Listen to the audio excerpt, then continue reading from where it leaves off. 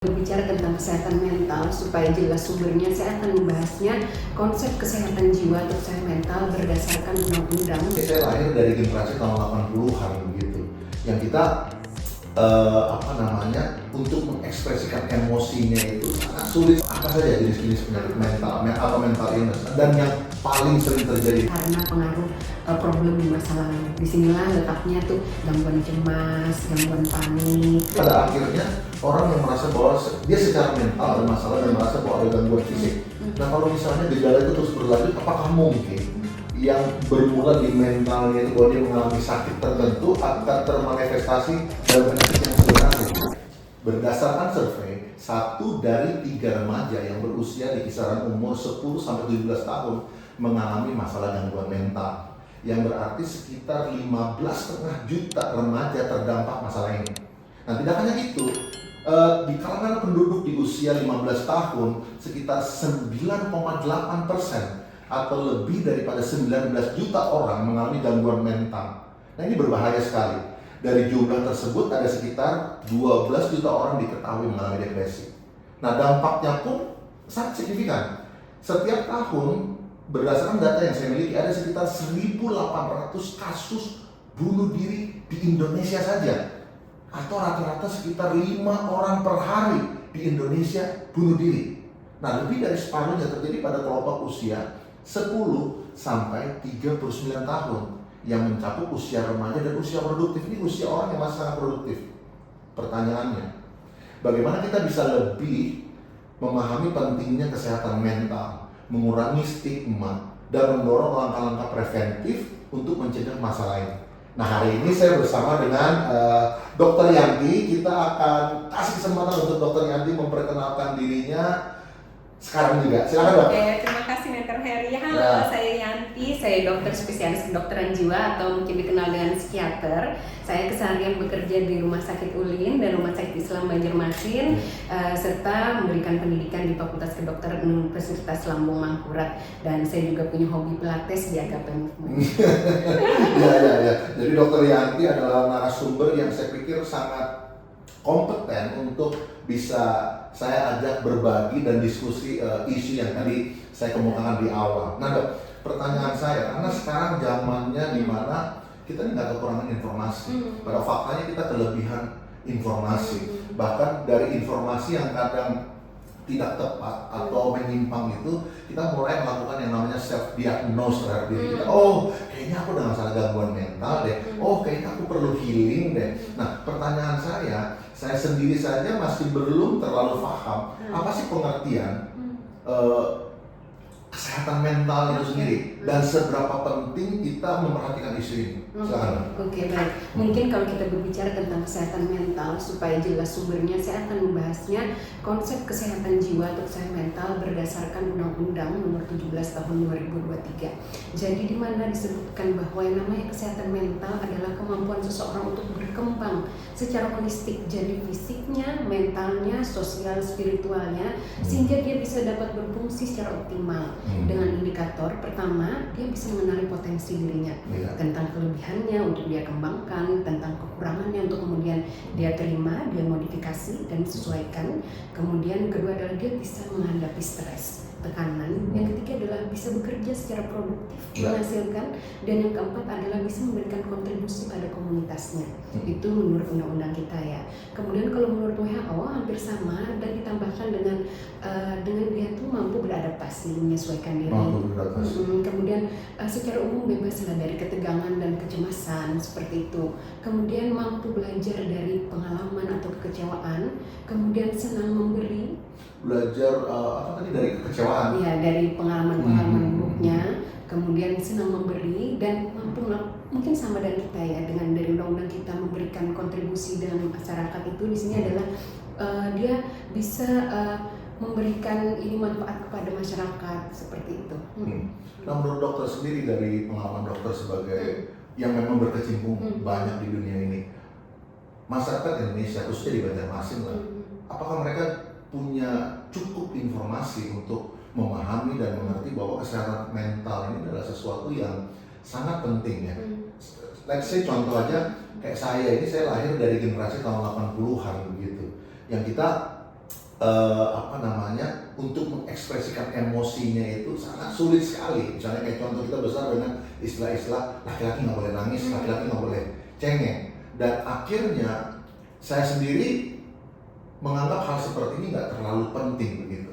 Nah, masyarakat Banjarmasin pada khususnya atau masyarakat Indonesia pada umumnya, apakah punya informasi yang cukup menurut dokter untuk memahami dan mengerti hal ini?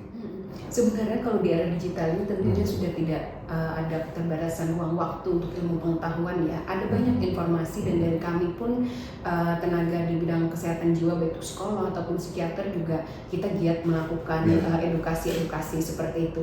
Tapi memang kadang ada beberapa kendala, misalnya akseskah ke pelayanan kesehatan yang terhambat seperti itu karena sebaran dari tenaga profesional dan sebaran dari penduduk juga agak jauh, dan juga mungkin ada beberapa stigma yang mungkin masih melekat. Meskipun kita juga aktif memeranginya, misalnya stigma bahwa orang yang mengalami masalah kesehatan jiwa, gangguan jiwa itu seorang yang lemah, kurang bersyukur, kurang sabar, kemudian mungkin orang-orang yang seperti tadi kata mentor Heri sampaikan tidak boleh menangis, mungkin itu budaya kita ya, yang kemudian akhirnya sekarang berkembang menjadi istilah toxic positivity untuk mengesampingkan perasaan-perasaan negatif seperti itu. Padahal sebenarnya kita sekarang lebih bisa mengatakan bahwa it's okay to not to be okay. Bahwa setiap orang punya limitasi, punya batasan, punya kelemahan.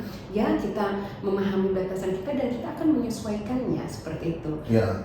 Dan masalah mental ini seperti tadi dokter sampaikan kan, bahwa ini holistik. Jadi dia akan efek ke berbagai macam lini kehidupan kita. Jadi tidak efektif. Jadi mungkin di lingkungan sosial kita menjadi orang yang bisa jadi tertutup, atau sebaliknya jadi orang yang terlalu terbuka, atau jadi orang yang jadi lebih agresif seperti itu. Kalau saya nggak salah bisa dikoreksi. Nah, pertanyaan saya mungkin langsung saja, orang masih belum banyak tahu tentang apa sih jenis-jenis penyakit mental atau mental illness ini. Nah, dari dokter sendiri kira-kira apa saja jenis-jenis penyakit mental atau mental illness dan yang paling sering terjadi di masyarakat kita? Oke, saya akan coba berikan ini berdasarkan ilmu yang eksak ya. Jadi tentang terkait dari pedoman diagnosis gangguan jiwa, dari situ sumbernya. Jadi gangguan jiwa itu kita golongkan atas 9, bisa kita golongkan. Ada 9 ya? Saya cuma tahu 3 mungkin di antaranya. Ya, ada kelompok-kelompok yang nanti ada contoh-contohnya. Jadi yang pertama di sini ada gangguan mental yang diakibatkan oleh penyakit fisik. Jadi kadang penyakit fisik, misalnya seseorang yang habis kecelakaan, ada perdarahan, atau mungkin dia butuh cuci darah tapi kemudian belum melakukan cuci darah kayak gitu. Nah, itu bisa menimbulkan kayak kebingungan seperti itu. Atau orang-orang yang tua yang ada penyakit penyerta seperti demensia, stroke. Ya betul. Jadi stroke yang menimbulkan demensia. Penyakit yang misalnya sudah dilewati dalam kurun waktu yang cukup panjang, misalnya stroke. Atau misalnya cuci darah misalnya. Betul, ketika dia banyak racun dalam tubuhnya tidak dikeluarkan, lalu mempengaruhi fungsi berpikirnya, mempersepsi lingkungan, sehingga menimbulkan kegaduhan, kebingungan, kemudian mungkin bicara yang ngawur kan. Nah, itu jadi ada gangguan jiwa yang didasari oleh penyakit fisik. Itu yang pertama. Ya, di sini berarti kita harus obati penyakit fisiknya dan penyakit gangguan mentalnya ini. Kemudian kedua adalah terkait zat. Jadi ada pengurangan khusus terkait penyalahgunaan adiksi di sini, penyalahgunaan zat. Itu adiksi karena obat-obatan narkotik, psikotropik ataupun zat adiktif lainnya seperti itu. Kalau pornografi? Ya, sekarang untuk adiksi ini kasusnya semakin meluas ya. Ya, adiksi kan ada penelitian, saya sedikit menyimpang sedikit, ada penelitian katanya kalau misalnya kita menggunakan atau penyalahgunaan narkoba, ada sekitar 7 fungsi saraf yang penting yang rusak di otak kita yang rusak. Sedangkan pornografi akan merusak 14 ya, lebih banyak daripada narkoba. Itu betul? Betul. Jadi sekarang masalah adiksi ini jadi lebih kompleks ya. Selain karena zatnya yang berbagai macam, karena banyak oplos-oplos, kemudian juga adanya sekarang game online, ya adiksi game, adiksi pornografi seperti itu. Jadi memang ini banyak kendala ya di sini di penggolongan nomor 2 ini. Sekarang lebih luas masalah. Lebih luas, tapi yang untuk sementara ini memang untuk kategori adiksi ini lebih kepada zat-zat yang sekarang sudah include juga. Jadi tambahan ya. itu adiksi. Kemudian ketiga mungkin nih banyak dikenal, mungkin dianggap inilah ODGJ mungkin ya, padahal ini adalah seperti fenomena gunung es yang terlihat karena itu jelasnya adalah kelompok gangguan jiwa berat yang mungkin seperti skizofrenia, kemudian gangguan psikotik di mana ada disfungsi ketidakmampuan berat dalam menilai realita. Di sini mungkin orang-orang yang kita lihat mungkin dirawat di rumah sakit jiwa, di mana mereka bicara melantur, punya pikiran yang aneh, mendengar suara-suara. Ya ini terlihat jelas memang, sehingga kita tahu ini ODGJ, orang dengan gangguan Ini jiwa. kategori berat ya? Ya berat. Tapi di bawah-bawahnya ini masih ada yang lain. Yang ketiga adalah gangguan mood, gangguan perasaan. Disinilah letaknya depresi, manik. Tapi saya sering nggak mood juga dok, apalagi kalau misalnya air bulan, omset lagi nggak bagus, itu termasuk gangguan jiwa juga nggak itu? Itu nanti tergantung sejauh mana. Yang namanya gangguan jiwa adalah dia selain gejala harus ada dysfunction. Ya intinya sih walaupun ada tekanan itu kalau kita masih mampu handle-nya sebenarnya nggak masuk dalam gangguan mental ya sebenarnya ya oke. Ya itu di sini gangguan mood bipolar juga di sini tergantung. Kalau depresi kan berarti mood yang menurun, manik mood yang meningkat, bipolar. Bipolar itu kayak dua kepribadian gitu dong ya? Switch ya? Mood swing ya? Ya dua mood seperti itu. Ya, okay. Nah, ada yang siklotimik yang bergelombang, ada gangguan mood di sini. Dia bisa berat sampai menimbulkan tadi mirip kayak yang nomor golongan yang atas yang gangguan jiwa berat, tapi bisa yang ringan sedang seperti itu. Yang manifestasinya biasanya gejala-gejala fisik seperti itu. Kemudian yang keempat biasanya karena pengaruh problem di masa lalu. Disinilah letaknya tuh gangguan cemas, gangguan panik, gangguan fobik, kemudian apalagi obsesif kompulsif. Di sini juga posisinya gangguan-gangguan yang ditimbulkan oleh karena masalah mental nih, menimbulkan kita tuh seperti merasa ada mempunyai penyakit tertentu, keluhan fisik tertentu. Psikosomatik itu masuk di golongan berikutnya. Jadi kalau ini masalah mental membuat seseorang merasa dirinya itu ada gejala-gejala fisik, padahal ketika diperiksa dia itu tidak ada gangguan fisiknya seperti itu. Baru kemudian masuk ke golongan. Saya potong, tapi pada akhirnya orang yang merasa bahwa dia secara mental ada masalah dan merasa bahwa ada gangguan fisik. Nah kalau misalnya gejala itu terus berlanjut, apakah mungkin yang bermula di mentalnya itu bahwa dia mengalami sakit tertentu akan termanifestasi dalam penyakit yang sebenarnya gitu? Betul, tentu saja karena tubuh kita ini akan merespon terhadap mental kita. Jadi ini memang menarik betul ya. Makanya ini sesuatu yang sebenarnya penting sekali ya. Jadi ketika misalnya nih kita tuh stres seperti itu ya, ada pikiran, perasaan tidak nyaman, maka dia ada alur-alur pathway tertentu yang mempengaruhi hormon, kemudian sel radang, kemudian adaptasi sel yang mungkin membuat sifat sel itu berubah sehingga ada muncul penyakit autoimun kah, kemudian keganasan kah, cancer dan sebagainya.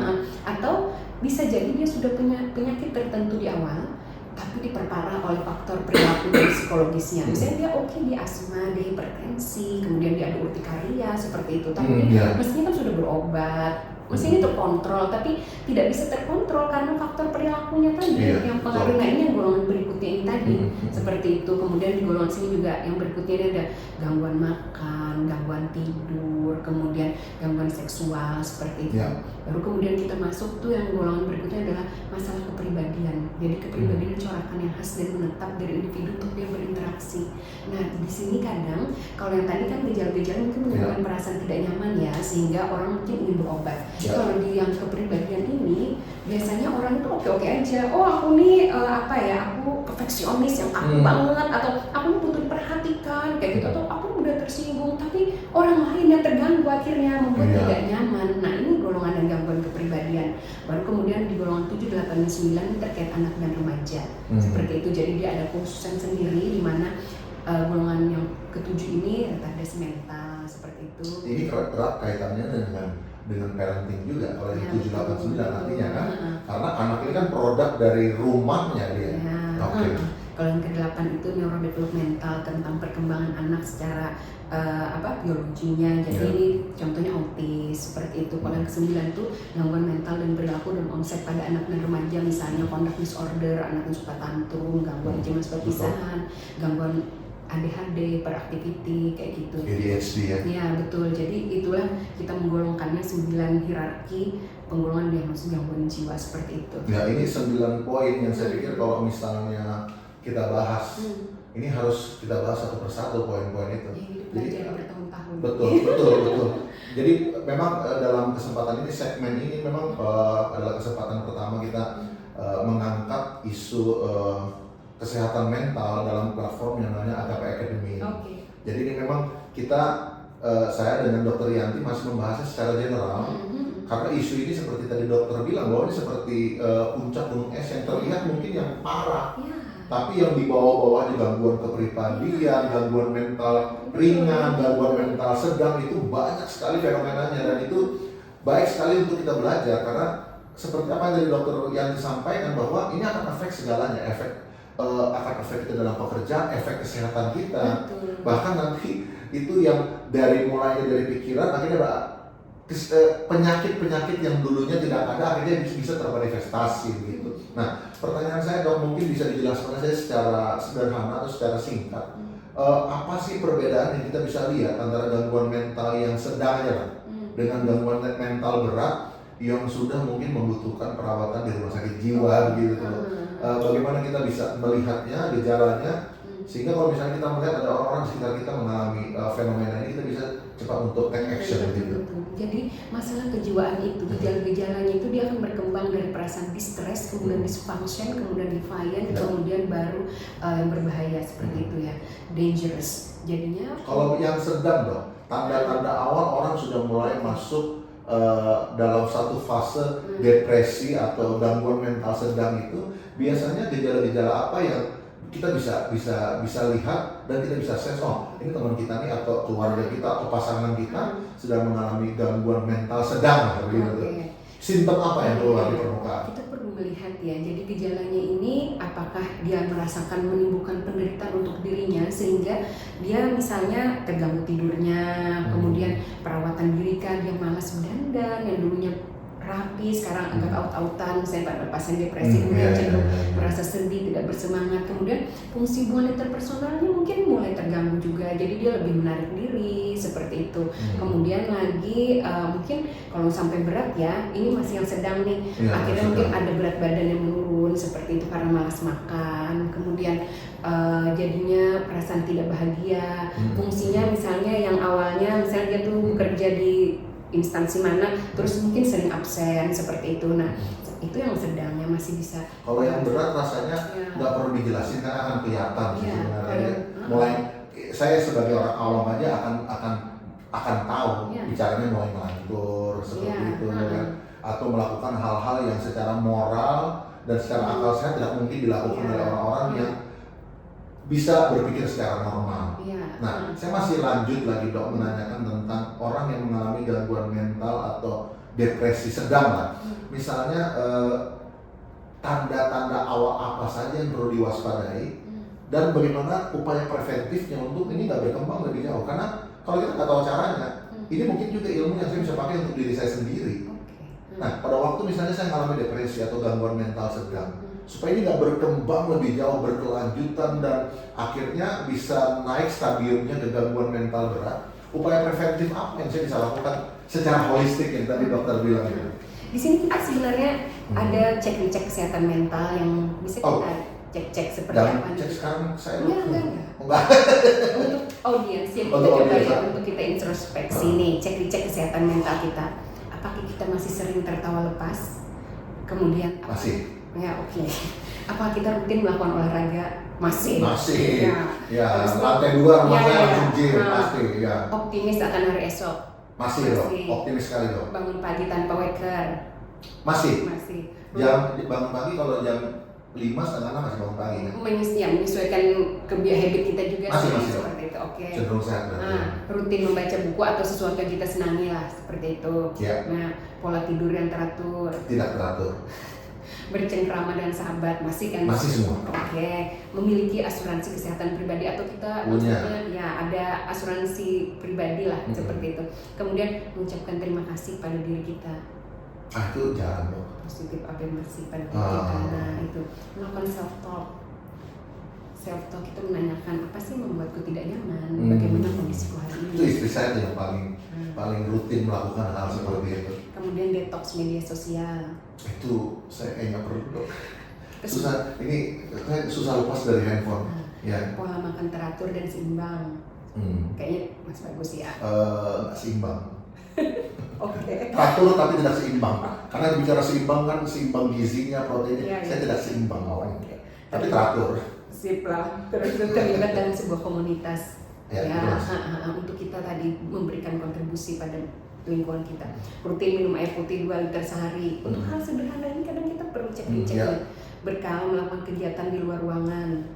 Terus BAB lancar. Itu penting karena Dari sekian banyak list itu sudah masuk kategori lumayan mengkhawatirkan di saat sudah ada beberapa poin yang ada di dalam situ kira-kira terpenuhi.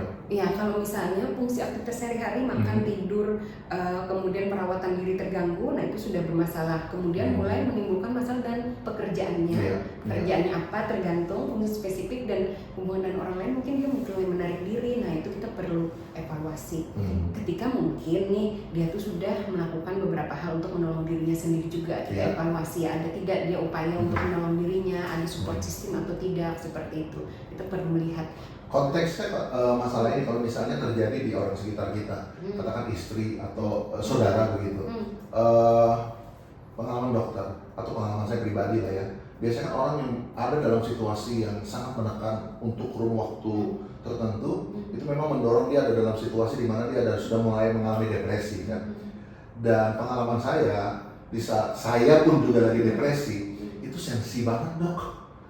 Orang di sekitar misalnya ngomongnya padahal baik, misalnya kita yang sabar ya, wah itu bisa marah loh itu, enak aja kamu sabar, bukan kamu yang ngalamin. Nah, apa triknya yang kita bisa gunakan hal yang sederhana untuk bisa menolong orang yang kita sayang di saat kita melihat mereka ada dalam penderitaan yang namanya depresi itu, tanpa membuat mereka akhirnya jadi agresif ke kita gitu. Oke. Jadi kalau kita dulu diajarkan di sekolah itu ada P3K, pertolongan pertama pada kecelakaan. Ini ada P3LP, pertolongan pertama pada luka psikologis. Wah, oke. Nah, seperti itu. Apa sih dimensi dari yang bisa kita laksanakan dari P3LP ini? Pertama, peningkatan awareness. Tadi kan ya, kita harus tahu ini membutuhkan bantuan atau tidak. Apalagi ini yang menjadi warning dangerous sign adalah ketika mulai membahayakan dirinya sendiri atau orang lain. Seperti itu, ada kekerasan menyertai, abuse terhadap obat-obatan kah, seperti itu. Ini penting, jadi kita ada awareness. Kemudian mendengarkan. Kedua, mendengarkan yang terapeutik sih, bukan sekedar dia. Kita mendengarkan, memberikan perhatian sepenuhnya bahwa kita ada di situ. Kemudian ketika dalam menghubungkan, jika kita tahu sepertinya dia sudah berusaha melakukan upaya untuk mengobati dirinya sendiri, seperti itu ya, dia melakukan hobi kayak gitu. Kemudian support sosial juga seperti itu sudah membantu, mungkin kita perhubungkan dengan tenaga profesional. Tapi kata mendengarkan itu menarik. Kita orang Indonesia itu sukanya ngomong, menasihati. Betul yang dokter bilang, saya pernah baca satu jurnal dikatakan bahwa orang yang lagi mengalami depresi lebih membutuhkan didengarkan daripada dia harus mendengar. Jadi kadang mendengarkan adalah nasihat yang jauh lebih kuat dibanding kata-kata yang kita keluarkan dan kita ucapkan ke orang itu. Setuju dok ya? Betul, ketika mendengarkan maka kita akan mulai mengobati seperti itu. Tapi mendengarkan yang terapeutik ya, bahwa kita ada kontak mata, involve, ada empati, ya seperti betul. itu. Kemudian kita tidak memberikan toxic positivity, misalnya bila dia menangis ya bukannya jangan nangis kayak gitu, tapi kita boleh mengekspresikan perasaan kita punya batasan. Setelah kamu merasa lebih nyaman, mari kita pikirkan sama-sama apa yang bisa kita lakukan, bukannya kemudian tidak harus berpikir positif, semua ini pasti ada hikmahnya. Ya betul seperti itu, tapi kadang itu tidak berada di konteks yang benar. Seperti itu kan ya. Kadang pikiran negatif itu bukan karena kita memilih seperti itu, tapi memang itulah yang terjadi saat kita depresi seperti itu. Kan beberapa waktu lalu waktu saya belajar mengenai, saya kebetulan beberapa waktu lalu ada mengikuti sertifikasi menjadi seorang hipnoterapis kan. Tidak selalu sesuatu yang negatif itu sebenarnya endingnya negatif. Dalam hidup itu positif dan negatif itu memang harus seimbang. Kan seperti itu. Makanya kalau dalam filosofi Chinese ada yin dan yang, semua harus seimbang gitu ya. Ini nanti juga mungkin kita harus ada satu episode sendiri untuk membahas hal ini. Bagaimana kita bisa punya kepekaan kepekaan perasaan terhadap lingkungan sosial, lingkungan keluarga, dan waktu kita lihat orang di sekitar kita lagi mengalami hal seperti itu, apa sih yang kita harus lakuin? Atau mungkin kita nggak perlu lakukan apa-apa, sekedar menunjukkan bahwa kita hadir seperti dokter, itu jauh lebih penting. Betul. Kadang kita hanya menyampaikan bahwa kadang kita tidak bisa memaksa, ayo bercerita. Mereka tidak siap, mereka tidak nyaman. Kita bisa sampaikan, baik, kalau kamu butuh, kami ada di sini, kami siap membantu, siap mendengar. That's beautiful. Karena saya ini hidup sendiri lama dong, maksudnya bukan hidup sendiri memang saya menikah di usia sudah lanjut juga, umur 40 saya baru menikah. Cuman maksudnya saya pernah ada dalam situasi di mana saya tinggal sendiri, jauh dari keluarga. 8 tahun saya tinggal di Papua, jadi kehadiran orang yang misalnya satu saat ketemu dengan saya dan menunjukkan bahwa dia nggak menggurui saya, dia nggak mengkhotbahin saya, hanya menunjukkan bahwa aku ada di sini untuk dengerin kamu, itu seperti oase di tengah-tengah padang pasir, benar yang dokter bilang. Tapi ada satu pertanyaan yang itu selalu mengganggu pikiran saya yang berkaitan dengan topik ini, dan kebetulan saya tidak pernah menanyakan pertanyaan ini ke ahlinya. Jadi kebetulan hari ini saya ketemu sama dokter, saya mau tanya. Pertanyaan begini, bagaimana caranya kita bisa mendeteksi orang di sekitar kita mengalami masalah gangguan mental berat? Jadi tapi bukan ODGJ. Nah, kadang-kadang hal itu tidak terlihat. Tiba-tiba yang bersangkutan itu melakukan tindakan yang fatal atau commit suicide. Saya kasih contoh, Chester Bennington, vokalisnya Linkin Park misalnya. Sehari sebelum dia commit suicide, dia ada videonya lagi rame-rame, lagi pesta sama istri, nggak tahu istrinya, dengan keluarganya. Itu dia ketawa, dia happy, besoknya dia commit suicide. Robin Williams terkenal sebagai aktor yang lucu sekali, menghibur semua orang. Nggak ada yang tahu bahwa dia ada dalam keadaan yang stres, tiba-tiba dia commit suicide. Nah kalau misalnya gangguan stres berat ya, orang itu tiba-tiba murung, menutup diri, menarik diri dari lingkungan sosial, kita bisa lihat. Atau udah mulai melantur, kita bisa lihat. Nah bagaimana dengan fenomena ini? Saya pernah juga baca satu artikel di Instagram, ada satu sahabat yang dia menyesal sekali. Biasa, ini sahabat baiknya, baru WhatsAppan, baru voice note, dia happy-happy aja. Besoknya dengan kabar, sahabatnya ini commit suicide. Nggak ketahuan, nggak ada gejala yang kami orang-orang bisa lihat gitu. Nah, menurut pendapat dokter sebagai orang ahli, ini mungkin pertanyaan terakhir saya ini. Ini fenomena apa? Kok nggak kelihatan? Ini seperti buat kami nggak ada mendung, panas terik tiba-tiba hujan. Ini seperti apa dok? Oke, jadi memang namanya gangguan jiwa ini masalah kejiwaan sangat dinamis ya, bahkan ketika sangat dinamis. Kata kuncinya sangat dinamis ya. Kita tidak bisa maksudnya memberikan ramalan tepat seperti itu terkait apa yang akan terjadi karena seseorang itu sangat dinamis, tergantung kepribadiannya. Bahkan ya ketika kita memberikan surat keterangan sehat jiwa pun itu pun kita ini yang saat ini tidak, kita bisa menebak esok hari atau apa seperti apa itu. Tapi kalau menurut teori nih, ketika seseorang ingin mengakhiri hidup, biasanya sebelumnya ada yang namanya crying for help, jeritan minta tolong. Crying for help. Yang mungkin berbeda-beda tergantung kemampuan kita melihat dan kedekatan kita ya. Iya, memang ada dia WhatsApp, nanti setelah dia sudah meninggal baru temannya atau saudaranya notice, oh ternyata waktu itu dia crying for help-nya itu misalnya bersenang-senang, sesuatu yang mungkin agak berbeda dari yang dia lakukan sebelumnya, tapi ini sangat bergantung dari kepekaan dan kita kenal atau tidak ya. Jadinya kadang orang dekat kan bisa sense loh, dia ada problem. Kalau yang jelas itu mungkin ya kadang-kadang kalau orang yang ingin mengakhiri hidup dia akan lebih cenderung menceritakan sesuatu yang terkait kematian, terkait hidup setelahnya, atau mungkin membuat surat wasiat, atau mungkin bahasa nonverbal kayak gitu menjadi lebih apa ya, mungkin melihat-lihat barang-barang yang bisa membahayakan. Jadi sangat dinamis. Ya, jadi ini artinya sulit untuk dijawab karena ini dinamis kejadian di lapangan. Orang terdekat memang harus bisa sense. Dan kadang, tapi ya persoalannya kan orang terdekat pun kadang tidak 24 jam bersama-sama dengan kita gitu loh. Kayak kejadian beberapa waktu yang lalu, saya tidak perlu sebut kejadian terjadi di mana.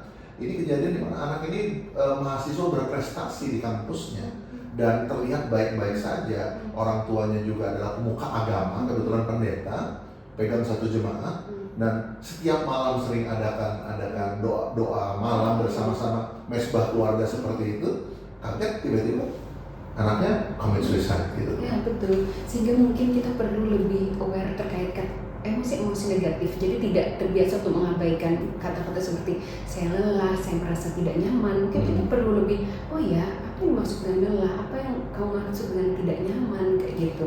Ayo bercerita, sehingga ketika dia lebih terbuka, kita bisa lebih bagus sense kita terhadap masalah yang dia rasakan, seperti itu. Ya. Jadi intinya sih, jawaban dari pertanyaan kita saya terakhir ini adalah kita sebagai orang terdekat memang harus hadir di tengah-tengah orang yang kita sayangi gitu. Lihat gejala-gejala perubahan-perubahan kecil pun sebaiknya dikomunikasikan. Jangan biarkan dia hadapi sendiri. Karena kan kadang orang yang commit suicide walaupun tidak ada tanda-tandanya, tapi proses stres dan depresinya udah terjadi lama. Bahasa verbal, bahasa non-verbal kita perlu lihat seperti itu. Betul. Dok, saya percaya bahwa yang kita ngomong hari ini baru secara general, secara garis besar. Ini untuk berikut kita akan bedah setiap topik-topik pembahasan yang kita ngomong ini dalam satu segmen-segmen atau episode-episode tersendiri. Karena ada banyak pertanyaan yang saya masih ingin tanyakan di beberapa poin ini, pertanyaan yang saya pikir penting untuk saya tanya karena saya sendiri pun mau belajar dan ini bagus juga untuk kita share keluar sana. Nah, saya sampaikan bahwa di episode yang pertama dengan Mentor Algi bahwa kita di sini yang ada di Agape Academy maupun yang dengerin kita, nonton kita punya podcast, kita di sini hadir sebagai pembelajar. Jadi apapun latar belakang kita hadir sebagai pembelajar. Kita sama-sama belajar. Sama-sama belajar. Jadi misalnya contoh suatu saat kita bahas hal-hal yang mungkin di luar daripada bidang yang kita geluti selama ini, bukan karena kita sok tahu, tapi karena memang kita mau belajar. Kita terbuka kok. Nanti teman-teman misalnya di kolom komen mau berdiskusi, sampaikan pengalamannya, komennya dan berbagi pengalamannya. Kita senang sekali kalau semua mau terlibat seperti itu. Nah, untuk Dr. Yanti sendiri, kira-kira apa pesan yang bisa disampaikan ke teman-teman di luar sana berkaitan dengan topik yang kita bahas hari ini? Jadi mungkin secara awal menyampaikan bahwa kesehatan jiwa itu adalah bagian dari kesehatan secara keseluruhan. Tidak akan ada kesehatan tanpa kesehatan jiwa. Karena kita butuh sehat jiwa untuk kita bisa mengembangkan potensi kita bisa bekerja secara produktif, menghadapi stres dan memberikan kontribusi positif untuk masyarakat. Ada beberapa hal yang bisa membuat kita sehat jiwa, misalnya mempraktekkan self-care, work-life balance, dan meningkatkan resiliensi yang mungkin nanti bisa kita bahas di segmen berikutnya. Betul, terima kasih dok. Ya, jadi teman-teman, setiap kita pasti pernah mengalami persoalan ini, entah itu gejalanya ringan, sedang maupun berat. Tapi teman-teman tidak sendiri, semua kita pernah mengalaminya. Pada waktu teman-teman merasa bahwa ada dalam situasi ini, jangan ragu untuk cari orang terdekat. Kalau misalnya Anda yang muslim mungkin bisa cari penasehat ustadz atau siapa yang bisa memberikan nasihat-nasihat atau siraman rohani yang baik kepada teman-teman. Atau mungkin bisa segera menghadirkan sahabat duduk di sebelah Anda, berbagi waktu, ngopi bareng dan lain sebagainya. Satu hal yang saya mungkin sampaikan, menyimpulkan apa yang Dr. Yanti sampaikan, bahwa di saat kita mengalami situasi itu atau mengalami gangguan mental, itu bukan sesuatu yang memalukan. Kalau memang Anda butuh pertolongan, segera cari pertolongan profesional. Sampai ketemu di episode berikutnya, Live Through Movement.